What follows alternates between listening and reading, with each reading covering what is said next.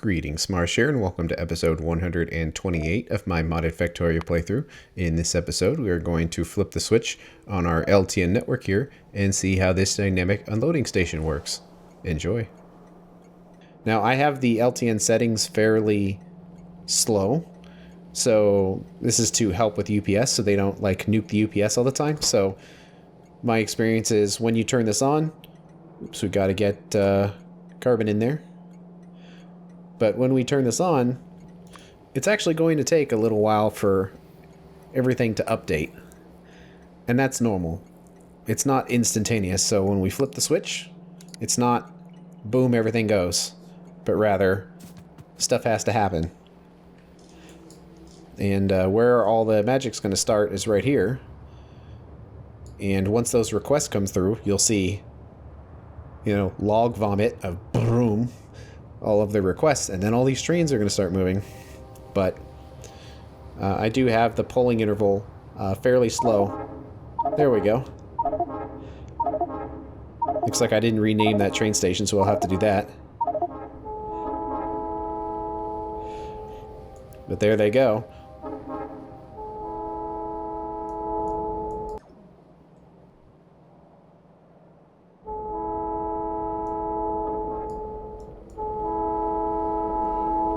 Honk, honk, honk.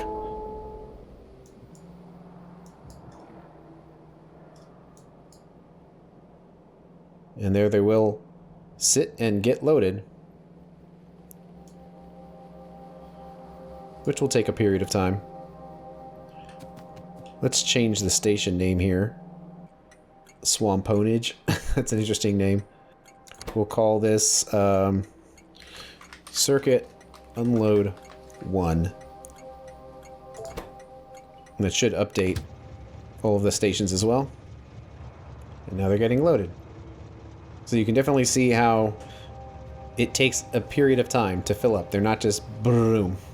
But the 2 seconds of inactivity works pretty well here. So we can check our LTN manager. We can check the depot. And let's set this to -1 to see all of them. Where the plate depot has 7 trains that are in active use and 9 that are sitting and waiting to go.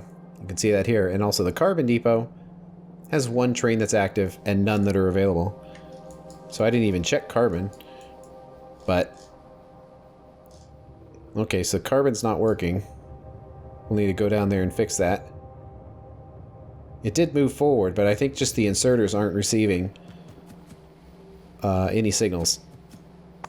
But we can go to trains here and see that these trains have shipments that they're getting loaded up on. And that Circuit Unload 1 has made all of these requests. So how are the trains doing? Do we have enough time to go down there? I'm sure we do. Yeah. Well, we can certainly get down there faster.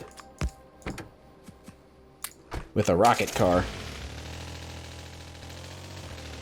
I'd like to think that instead of burning rocket fuel in an engine, that it just has a rocket on the back of it.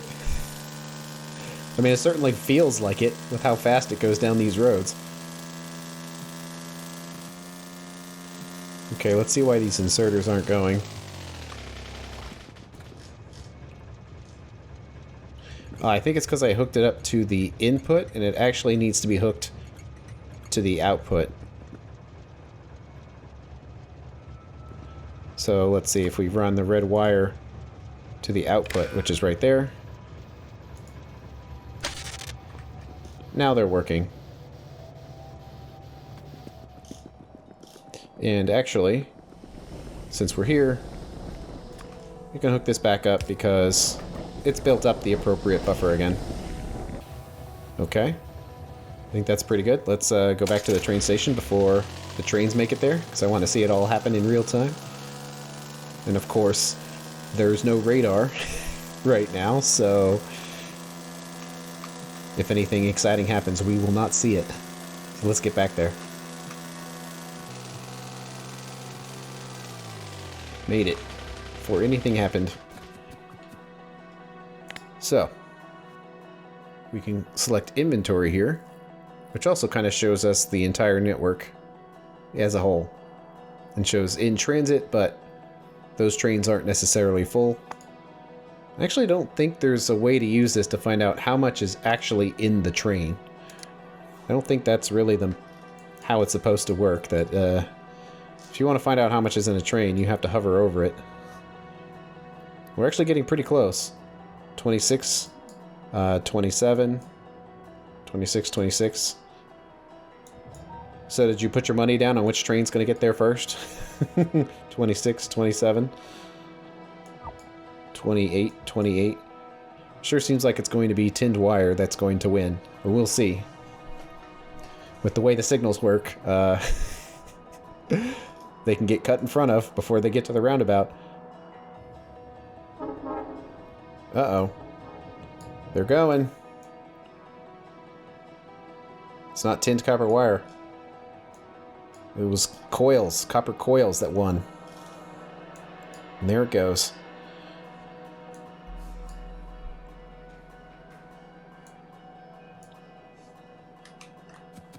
And here it comes.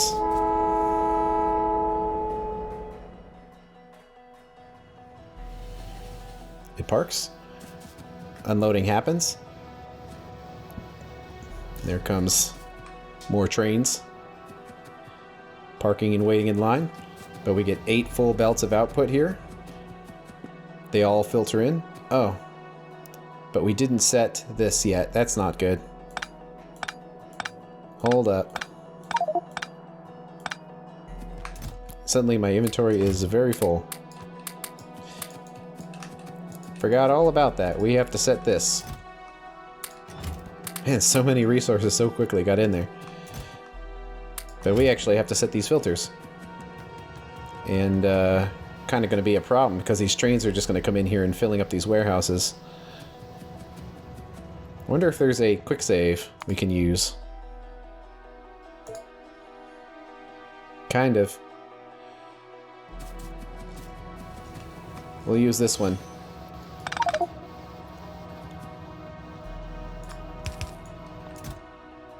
We'll slow down the rate of train unloading.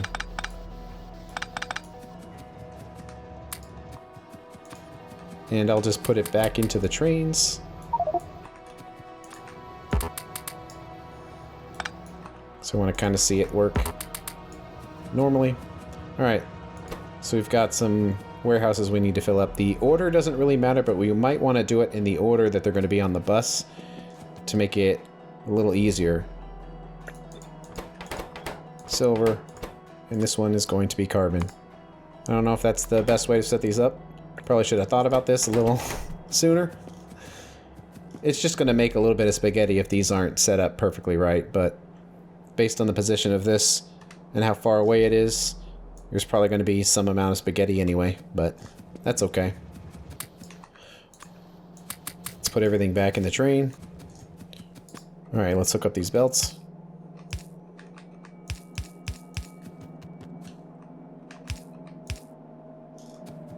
So now they're getting sorted into the proper warehouse.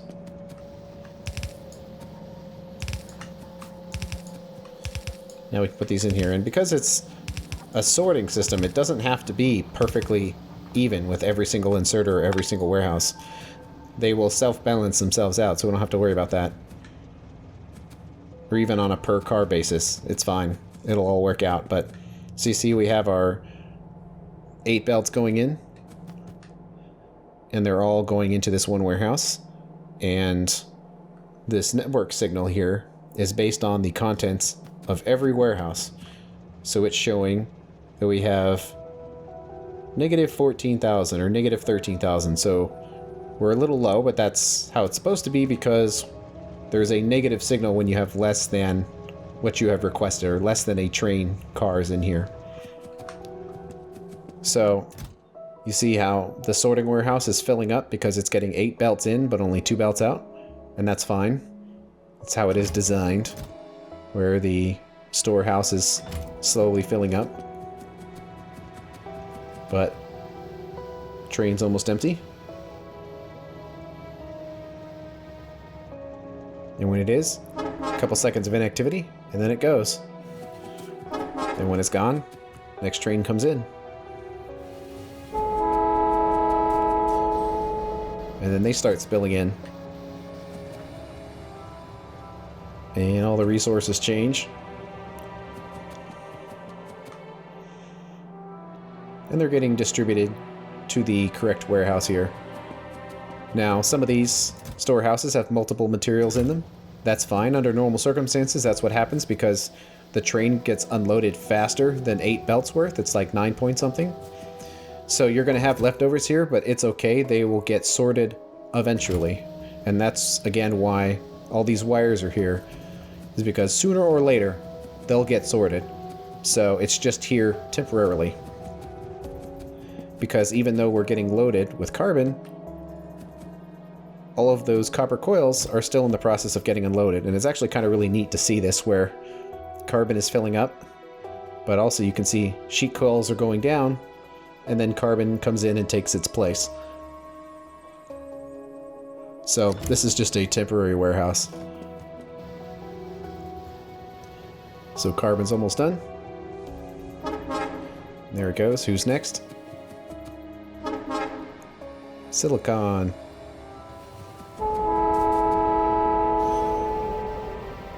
And the reason why the next train automatically takes over is because the loaders load based on whatever the highest thing is on the list.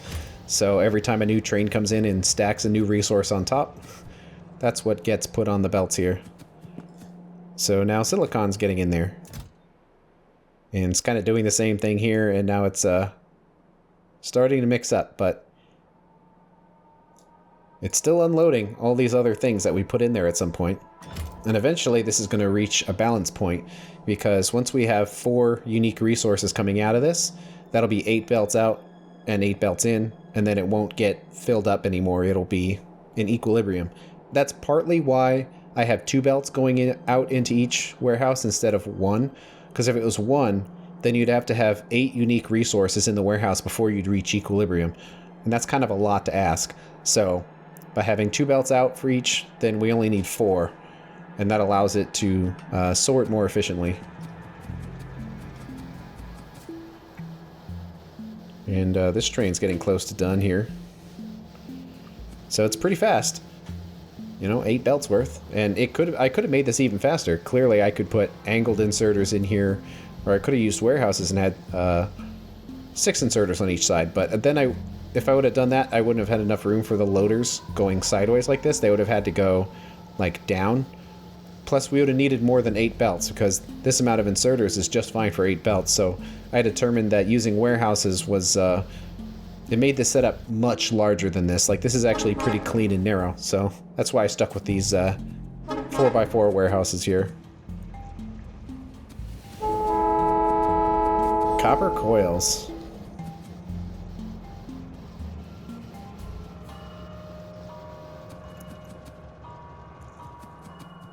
So now they go in. They're going into that one right there. And now they should basically be at equilibrium, where it's emptying and filling at the same rate.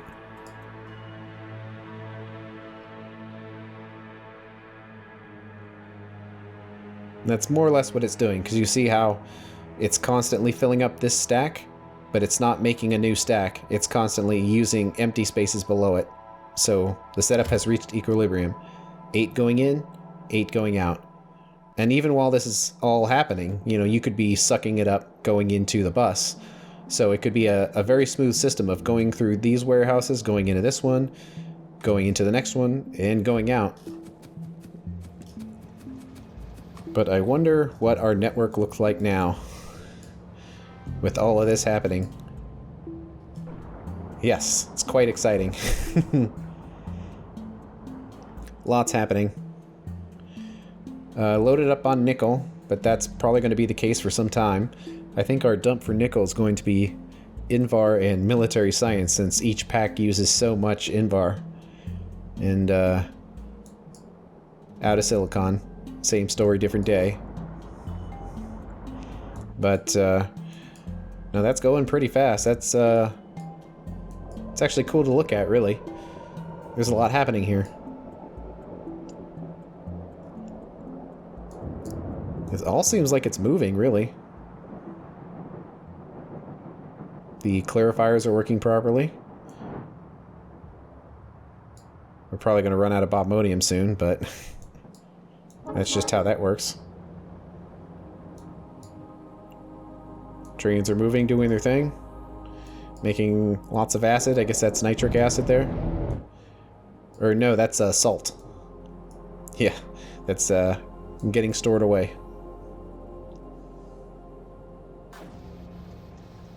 And a new train came in.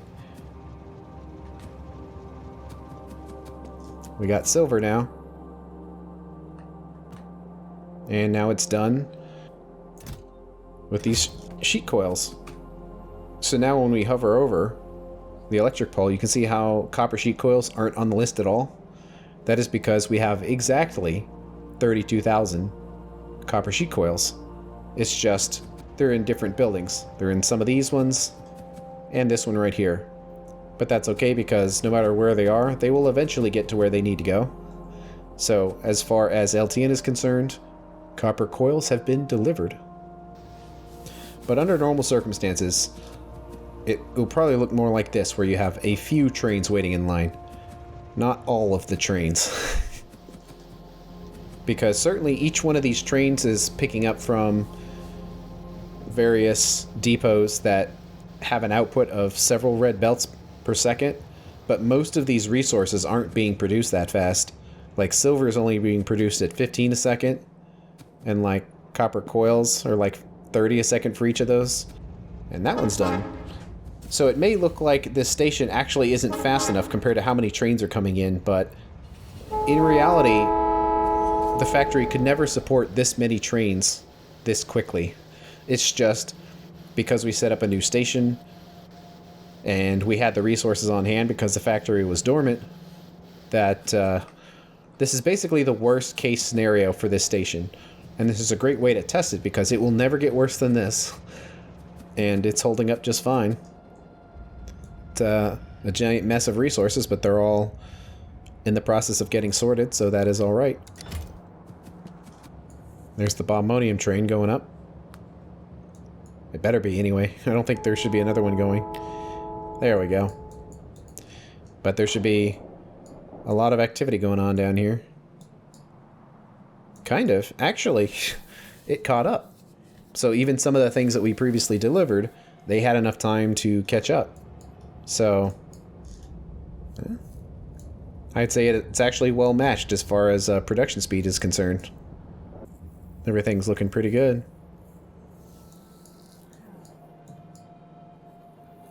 Look at all that copper. We're actually low on copper. Imagine that. Looks like it's a crotinium shortage, but it's actually not a shortage. It's just, you know, there's only so much crotinium, and it's running at basically a full belt speed, so you can't really expect any more than that. Yep, that's basically full speed. I mean, look at all that crushed stone. So, thought we were low on crushed stone before? Well, not anymore. Look at all that fly through there. And looks like landfill production is kicking up again. Oh, and there's the tin coils.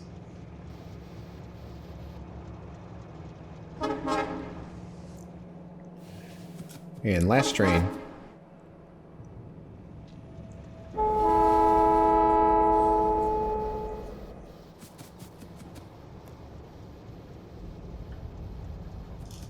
Let's see, while that's going, this is probably an excellent opportunity to make a second one of these.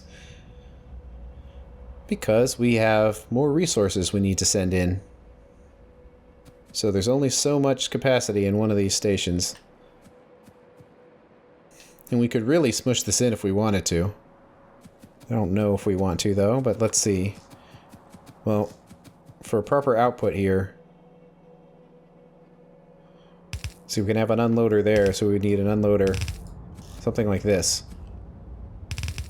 So we would need to have like 2 more spaces right there. So it would need to be like this. Yeah, it looks like it could fit as long as we just moved where these poles were here. Well, the train's almost empty. Let's watch that real quick. There it goes. So now all of these buffer warehouses are just going to empty and finally catch up with all the random resources they're still holding on to. And there they go. I'm going to start puking out random resources as they empty.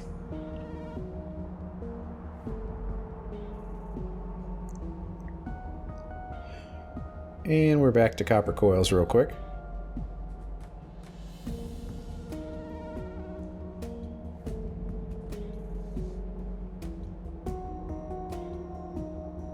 And they'll about be empty. And there they go. So now the only thing that's left is the sorting warehouse, which is going through the resources it needs to. Now that it's not being filled anymore, it'll empty quite quickly.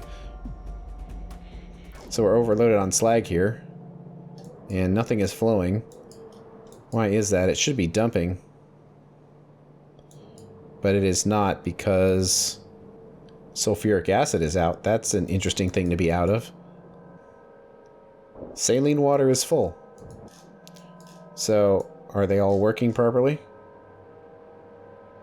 It's working properly here. It could just be slosh.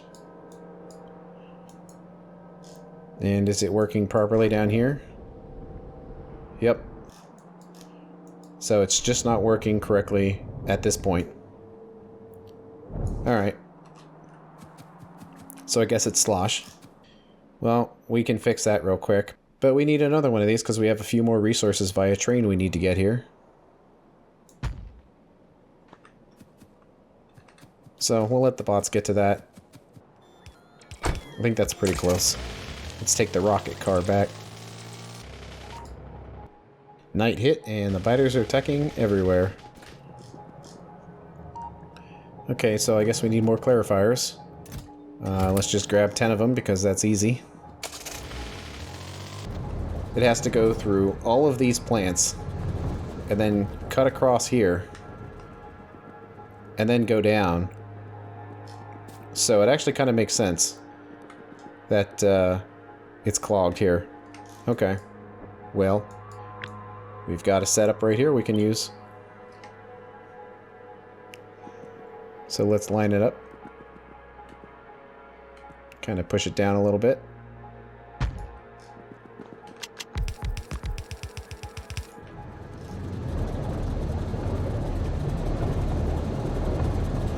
So that should all be flowing once again.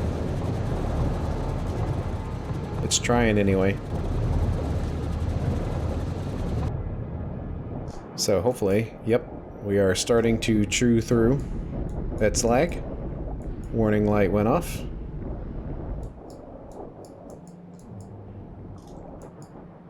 And all is right with the world once again. We probably want 2 separate conditions for mineralized water, because now we're starting to clarify it away and the algae farms are not on. And there they go. The saline water made it down there. Okay, so we need some actual logic here. One is if propane gas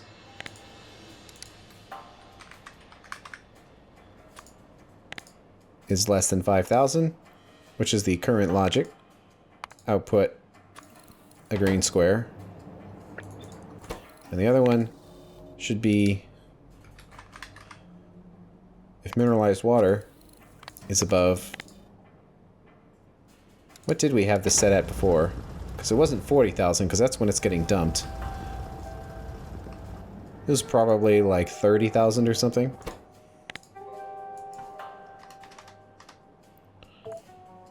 Output a green square. And this pump will only be on if it gets more than 0 green squares. So we have our mineralized water right here, which can go straight into that one. And then the propane goes into the other one. then the output of both of them goes into the pump. So since mineralized water is high, the pump is running. Excellent. Don't want to waste any of that fuel. And look at that. Plastic caught up already. We must have a pretty decent output of plastic then. Hey, look at that. We're actually producing sulfur again. Wow. Look how thick that is. That's an entire belt of sulfur right there. And then more. It must have turned on for a split second. Then we come over here to this output, and then we have another full belt of sulfur. So it's like a couple of belts of sulfur. And they need to actually make their way down to this, because it's at 49 before it will get shut off. So that's definitely why we needed the bigger warehouse there. It's just because of all of that. And that's fine. That's just the reaction time of the base, as it takes time for resources to move along. I noticed this is actually still running. And that's even though we're going at full speed. So I think that answers the question that we do not have enough algae farms to completely dump our mineralized water into something useful. Fortunately, there's not too much room to expand right here, because these are all limited by red belts. But it's possible with the next tier of technology, when we get blue belts, that we could make this a little bigger. Or just make more of this over here, but we kind of didn't space this out in a way for that, but we're not really wasting that much mineralized water. I mean, it's valuable, but it's not, like, exceptionally valuable. I still think our factory can't possibly use all of these resources. Yeah, the reason why all this power is getting consumed is just because the accumulators were low, because it's the end of the night. So that it has somewhere to go, but that won't be the case forever, so I think this is good. Let's see, we'll want to name this station Circuit Unload 2. And before we go any further, gotta remember to set up these filters. So the last things we needed were from the resin station. So we can say resin, plastic, and insulating board.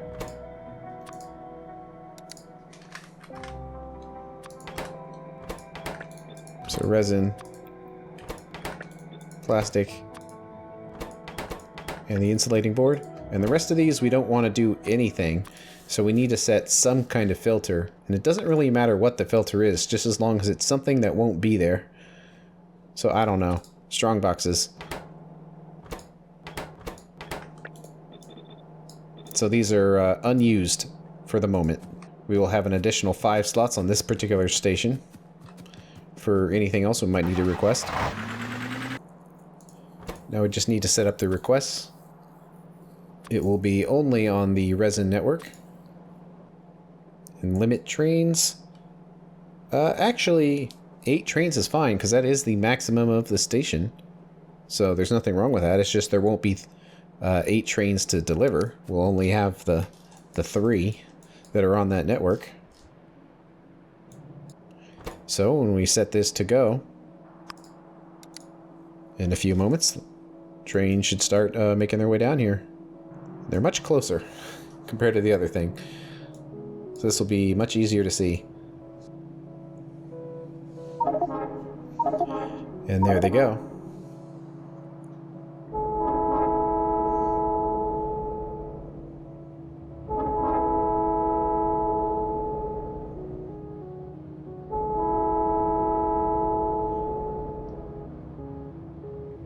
And 2 of these trains are going to load much faster because they only hold half of the resources, because they only stack in units of 100.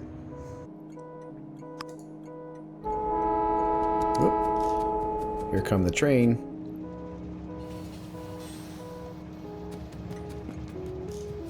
And the next one got in. So those resources come in and go into the specific warehouse.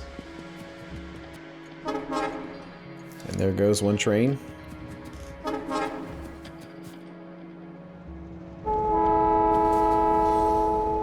Delivering the resin. And there it goes. So We don't quite have all the resources we need. We still have to get the drone stuff up here. And actually, in this case, it's just wood and iron ore, which can be done at the ferric chloride station, wherever that is. So I'm not sure exactly where we want that stuff to be, but we do need a drone path up here. And it makes the most sense to put it next to the train tracks. And we'll do the tried and true excavator drone path method. We make roads where we want them. All we have to do is hold W and mouse 1. We'll just drag in a straight line out here, because I'm sure it needs to be out here somewhere.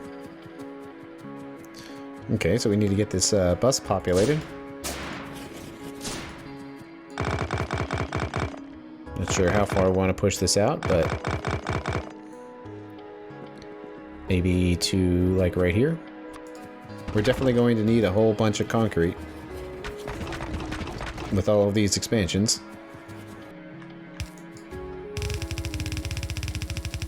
So, copper coils, tin coils, tin wire, and we'll just use red belts for everything, even though we may or may not need it based on what resource it is. Might as well just have everything be red at this point, at least for bus type of stuff when we don't know exactly how many resources we're going to use. Maybe for a build when we know we only need yellow belts, then we can use yellows, but for unknown quantities we probably should just stick with reds here. And I think that's all of it. So we need lots of belts. Rocket car. Let's get some items on the bus here. Yes.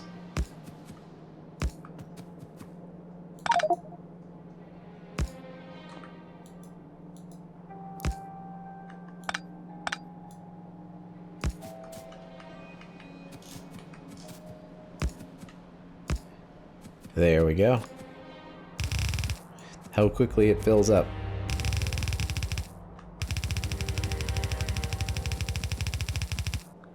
Actually, now that I think about it, we have one warehouse with carbon, but we actually need 2 belts worth.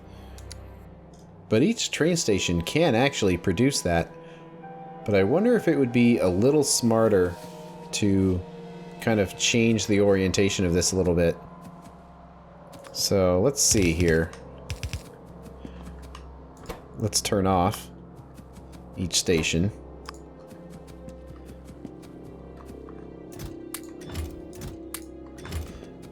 Because I want to reverse. So I'm going to put the, let's say the plastic up here. And we'll move the carbon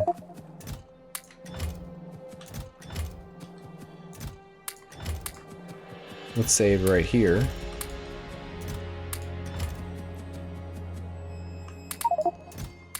Plastic goes up there.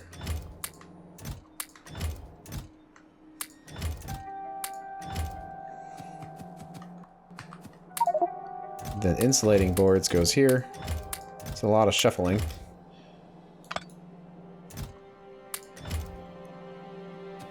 And then we'll have 2 warehouses full of carbon there. So we need to kind of update this here. So let's clear out all the extras. Let's get these filters set right. So those are plastic. These ones right here are insulating boards. And then these last 4 are carbon. So kind of like I said before, how you don't necessarily have to have all these warehouses be for one product at a time, that you can get creative with it if you need to. So let's get rid of that warehouse and have 4 going into this one.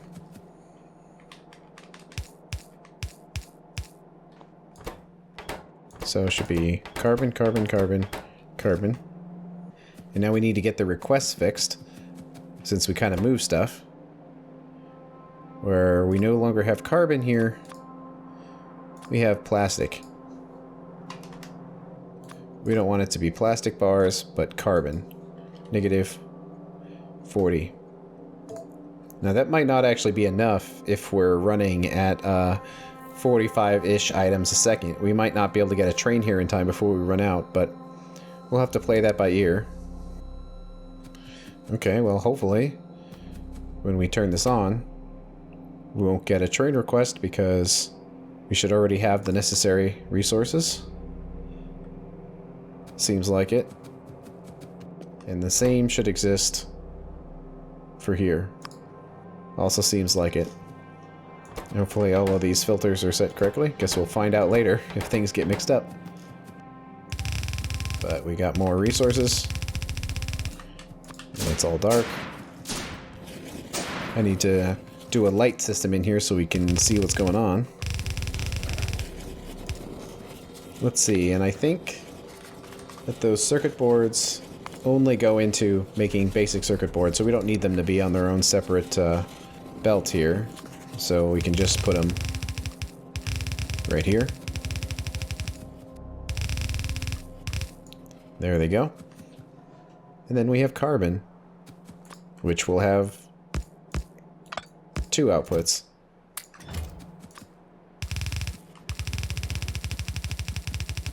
Going in through right there. Then we have another belt for the trees. And we have our road right here. Don't know if it exactly matters where we unload it at, but let's just do it right here. So the question is, how many drones are we going to need for this? We're at 7.5 wood a second. And how long is it going to take a drone to go all the way down here? They're actually not that slow. But let's say it's going to take a drone 5 minutes to get here. So, a drone can hold 2 stacks, so 400 wood every 5 minutes is 80 per minute, or 1.33 per second. And we need 7.5.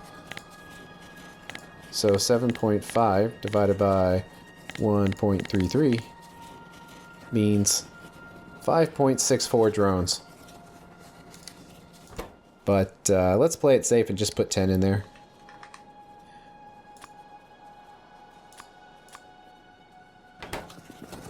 And eventually they will arrive and bring our wood. Okay, it's looking pretty good. There's a lot of work to get to this point, but now we have a system in place to deliver resources anywhere in the factory that we need them, and in a very dense and efficient method. So from here, we need to get to the business of making circuit boards. But that's going to have to wait until the next episode. Thanks for watching, and I'll see you on the next one.